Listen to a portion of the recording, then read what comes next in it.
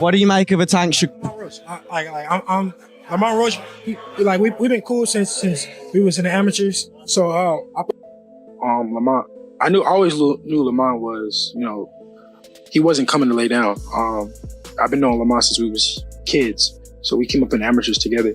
So I knew Lamont was serious. He was coming in there to fight. Obviously, just to secure the win is doing just enough to get a draw. So I have to push harder. I have to train harder. I have to be more mean. I have to be more physical. Devin Haney visited Lamont Roach's camp ahead of Roach's rematch with Gervonta Davis. He noted that he's sparred with Roach before, they're on good terms, and he supports Roach's training, showing mutual respect as Roach readies for a key fight. Unfinished business. What do you make of the Tank versus Roach fight? Do you think it's a fight that Tank should have at this point of his career? No comment. What do you make of a Tank? Roach. I'm Lamont Roach. We've been cool since we was in the amateurs. So I'm happy that he got the opportunity. And Devin Haney watched the Gervonta Davis versus Lamont Roach fight with full confidence in Roach's abilities, having trained and sparred with him before. When Roach landed a powerful shot in the 9th round that forced Davis to take a knee, Haney saw it as a clear knockdown. However, referee Steve Willis didn't count it, allowing Davis to recover and finish the fight, which ultimately ended in a majority draw. Haney later expressed his disappointment to Ring Magazine, saying, "I thought he won the fight." I wanted to get your thoughts on the Gervonta Tank Davis situation. What was your assessment on his fight against Lamont Roach, and what are your thoughts on the knockdown that wasn't called in round 9? Yeah, I thought it was a good fight overall. Lamont, I always knew Lamont was, he wasn't coming to lay down. I've been knowing Lamont since we was kids, so we came up in amateurs together. So I knew Lamont was serious. He was coming in there to fight, but he did a lot better than I thought he would, and I thought he won the fight personally. Yeah, the no knockdown, that was like unheard of. It was the first time I've ever seen it with my own 2 eyes, and yeah. Yeah, you were, you've made some comments. I wanted to see the backflip, and I'm surprised Tank didn't say nothing back to you about that. Hey, I was just speaking my opinion on it. Behind the scenes of Devin Haney versus Gervonta Davis, the two engaged in intense sparring, gaining more attention after Floyd Mayweather Jr. shared footage of their training. The videos circulated widely, clearly showing Davis landing strong punches on Haney. Did you ever see him spar any of them? Yeah. What happened? Who he sparred? Y'all know what happened, man. I don't know. He sparred Devin. It's packed, it's hot. They get in there. Tank hit that nigga. He hit him, boom. Then he hit him again and he went out. I jumped in the ring. Because at the time, Devin is 17. He calmed down and they got back to working Tank got a little bit more fatigue. And once they kept going, Devin got the best of them. Oh, okay. But in a real fight time with 8-ounce gloves on, bye. With his usual honesty, Devin Haney told the boxing world that everyone shares their own version of sparring stories. He noted that fighters often present them from their perspective. He might emphasize his defense, while Davis could highlight his power. Long ago that it doesn't even matter now because, we're grown men and we could, settle it in the ring. All right, yeah. It's where it really counts because, it's so many stories, so many different point of views, but I told my story and now I'd rather just get it in under the lights. I love that. Our first fight, me and Ryan's first fight, we was I want to say 10 years old. So we've been fighting since we was young kids. So did you ever build a friendship, or was it just always a competitive? The bond between Devin Haney and Lamont Roach goes beyond boxing. When Haney called out Ryan Garcia for using performance-enhancing drugs and took legal action, Roach fully supported him, saying, "Ryan is a cheater." Their mutual backing shows they stand together both in the ring and on important issues, sending a strong message of fairness, integrity, and respect for the sport.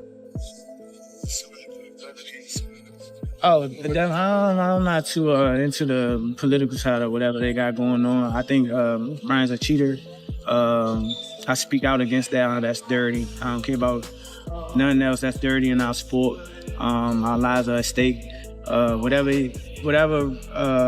actions he's taking up against him outside the ring, I don't got nothing to deal with because I don't got nothing to think about or talk about on his stance. That's his decision or whatever. Recent footage from Lamont Roach's training camp shows him fully focused and performing at his peak. In last week's Brooklyn video, Roach displays sharp footwork, solid defense, and quick jabs. Each sparring round is treated as career-defining, with no slacking, just focus, discipline, and determination.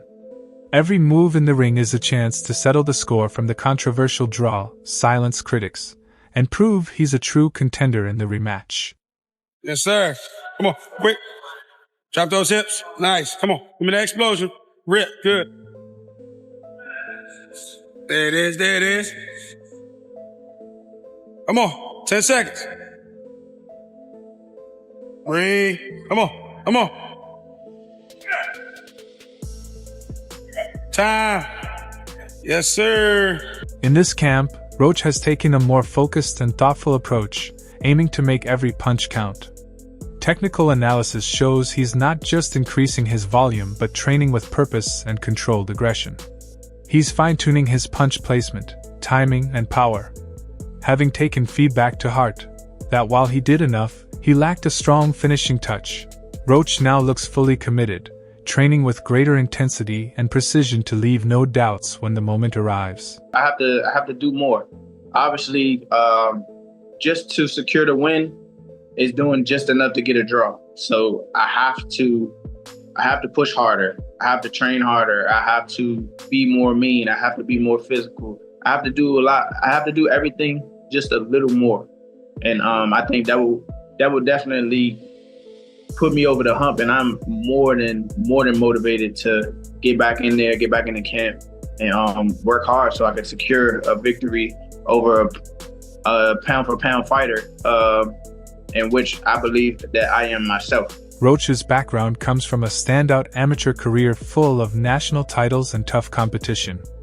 At just 16, he faced Gervonta Davis, gaining an early taste of high-level boxing.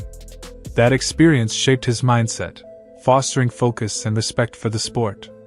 Since turning pro, he's used it to sharpen his skills, demonstrating solid technique, smart decision-making, and mental toughness. Each fight shows his amateur years didn't just teach the basics. They gave him the confidence to compete among the best. A hell of a contender, man. Roach had a very impressive amateur record, man. Boasting 125 wins and 15 losses. 2 of those losses coming by Tank, man. Also, when him and Tank fought, Roach was 15 and Tank was 16 at the time. 3 years later, 2013, Roach actually won his National Golden Glove Championship. And he was also USA Boxing Youth National Champ as well.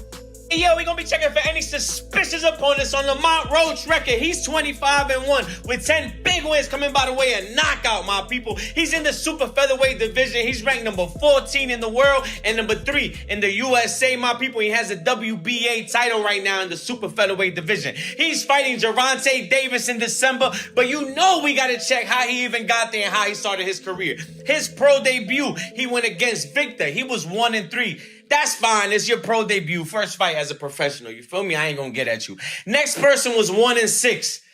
All right. I mean, we ain't do better, but it's your second fight. Like, fourth person was 0-1. That was a little sussy because he ended up 0-10. He never won a day in his life. So he never got his hand raised in a boxing match. You feel me? And then the next person, he stepped it up, though. He went to an undefeated. It's only 2 fights, but he was 2-0. Then 12-9, that's a journeyman. I'm not going to lie. 4-2, 3-4, these are looking good. 8-5, that's a journeyman in the making. Teofimo Lopez has questioned Gervonta Davis's reputation, particularly the quality of his knockout wins.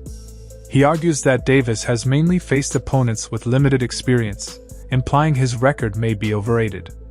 Lopez believes true greatness comes from facing top-tier fighters, and he feels Davis hasn't yet faced someone who could truly challenge him. This criticism intensifies the debate over whether Davis has genuinely proven himself among boxing's elite. I think I dominate any of them. If you really look at it, if you gotta really tap in on this, look at their resume, all that extra, whatever. There's a certain limit that you hit, right? But then there's that next criteria or that next top tier. And if you don't match that, you know, you never gonna know how great you really are. And I've done that a few amount of times already. I jumped out that box and done that. So I have yet to see Gervonta come out of that box yet. You know what I'm saying? They're about to put him with a guy at 130 pounds. Whether he's a champion or not, you're getting a guy lighter than you to come up and weight to make you look good again. You know what I'm saying? Eddie Hearn has consistently backed Lamont Roach Jr., even when some doubted his contender status. As the promoter ahead of the Davis vs. Roach fight, Hearn supported Roach's talent and potential without hesitation. While public opinion wavered, Hearn's confidence gave Roach the recognition and backing needed to step into the spotlight. There's obviously been a hurdle. Will he get through the second fight, Gervonta? Maybe not. I mean, I think he's had a result, to be honest with you, because one, he should have lost the fight. I mean, he should have had a point deducted. There's no doubt about that. But two, people criticised the Roach fight. I knew it would be a good fight because we know Roach is a good fighter, but people in boxing know that Roach is a good fighter. Now it's giving him another fight. Because if he would have beaten Roach, he's kind of backed in a corner to fight Shakur Stevenson, I think. But now he's got a rematch that's actually much bigger than the first fight. So yeah, I think he'll be more switched on for this maybe, but Roach is a good fighter. Even with a world title, Lamont Roach remains under the radar for many fans. His low profile led some to see him as an easy target for Davis, but those who know his journey understand he brings solid technique and smart strategy to the ring. Roach has steadily improved, becoming a tougher opponent than most realize. Being underestimated may even work in his favor, giving him extra motivation and the chance to prove doubters wrong with less pressure. Like I said, in boxing, at the end of the day, Lamont Roach is a world champion at the end of the day. Like I said, the whole thing about Lamont Roach is that he can fight, and you can't overlook anybody, especially not at the top level. Everybody knows how to fight. And Tank and Lamont Roach have been acquainted with each other since they were young fighters. And, you know, just coming up in the game and knowing each other, the comfortability, that's still something that could threaten one another. But I feel like Tank gonna come out on top at the end of the day. But Lamont might give people, you know, a tougher fight than he might. Speaking on that though, like you fought guys early in your amateur career, right? And then you fight them now. Do you already know what to expect, or is there somewhat of an evolution? No, it's definitely an evolution. It's definitely changed in people, but a lot of the times, you know, probably half the time, people mentality stay the same. And their personalities don't always change. So you might be more comfortable with somebody, you know, just growing up with them and knowing where they come from and knowing their background and stuff versus just not knowing the fight at all. Who wins that fight, Lane? Tank. I got Tank. How?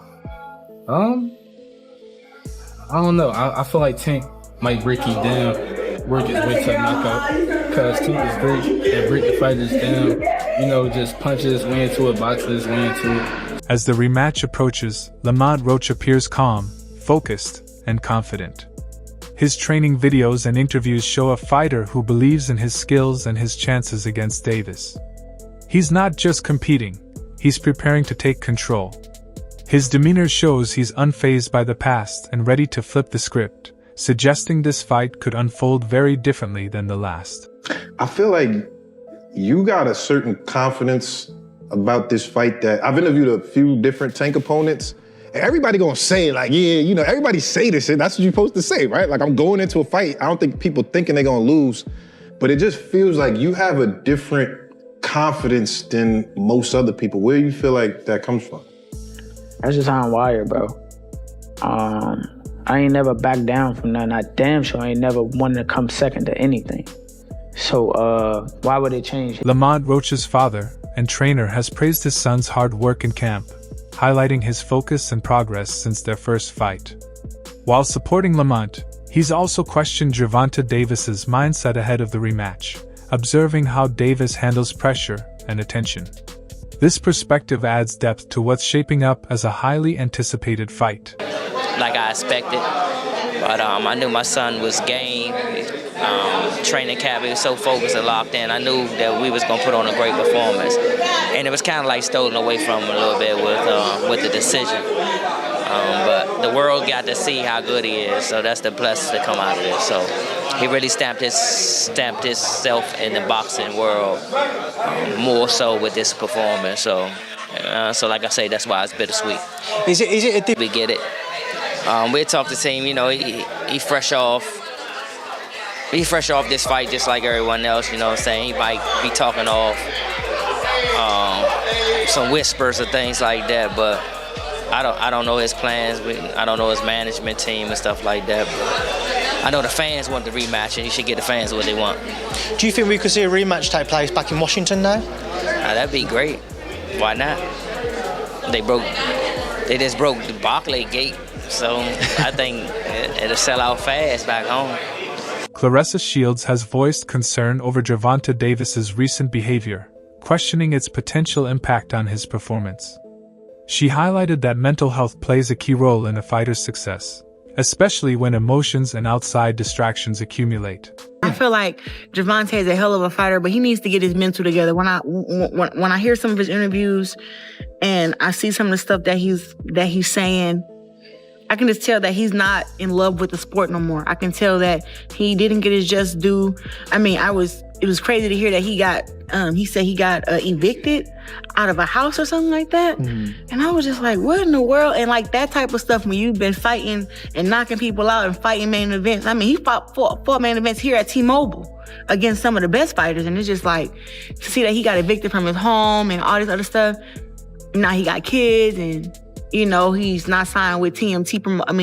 Mayweather. Yeah. Promotions, no, he's on his own. anymore. Yeah. It's like when I hear him talk, he's like he want to be a nicer guy for his daughters, and he don't want to be therapy. Yeah. I think he would be better, and even a better fighter if he went and did therapy like ASAP. Because I can just tell like he's a little sad, he's a little depressed, even before this fight. You know, so I think it'd be a better fight. I think that Lamont has the mental edge. I think anybody right now would have the mental edge over Tank, because to me, he just needs to take some serious time to deal with whatever he's having to deal with. Nobody knows what it is, but I mean, me being a fighter, I have done plenty of camps where I was depressed and where I was going through anxiety. So it's not an easy thing to get over, especially when you don't have the support from certain people that you used to have. You're not motivated and stuff like that. So it can be very, very tough. So I just hope that he get the help he need. And I think Lamont Roach did a great job that fight. I think if he'd been a little bit more aggressive, he could have really won like a unanimous decision.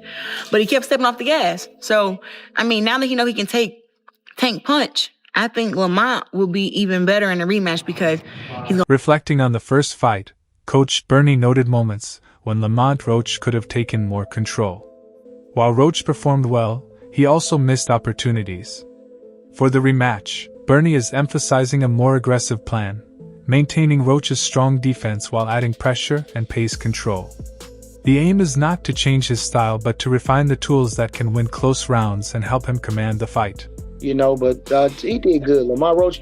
But only thing, like I say, if he gonna go back and wish he threw his hands more, he might start getting mad at himself and realize that he when he watches the fight, it feel good to hear everybody say that, but when you go watch the fight and you realize, I let him slide too much. Like even the last round, he's standing there posing, looking at the man like and then he got caught with a jab. That wasn't good. So, you talked about the takeaways of how Lamont could be better in the rematch. And you're the second person that alluded to that. Tell me, what do you see in Lamont in the rematch that he could be more successful? That's all for today's video. Stay tuned for more coming soon.